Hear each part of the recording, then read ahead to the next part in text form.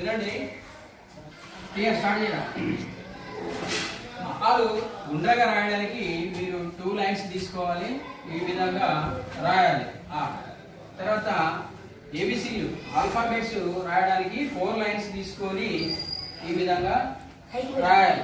ఏ విధంగా అంటే పైకి వచ్చేటి లెటర్స్ 7 ఉంటాయి, కింది లైన్స్ కి వచ్చే లెటర్స్ 6 ఉంటాయి, మిడిల్ లో వచ్చేటి 13 ఉంటాయి. 13 మొత్తము 26 లెటర్స్ ఆల్ఫాబెట్స్ కలిపి రాయాలి. తర్వాత తెలుగు అక్షరాలు రాయడానికి గుండ్రంగా రాయడానికి 2 లెటర్స్ 2 లైన్స్ తీసుకొని ఈ విధంగా రాయాలి. ఇలాగా తర్వాత క్యాపిటల్ లెటర్స్ కలిపి రాయడానికి కూడా 4 లైన్స్ తీసుకొని ఈ విధంగా ఏబిసిడి రాయాలి. తర్వాత ఇండియన్ ఆల్ రాయాలి 2 లైన్స్లలో. తర్వాత మనము ఫ్రూట్స్ డ్రాయింగ్ చేయడానికి రౌండ్ సర్కిల్లో తీసుకొని మనము ఈ విధంగా యాపిల్, మ్యాంగో, తర్వాత ఇవన్నీ ఈ విధంగా డ్రా చేయాలి. విన్నారా?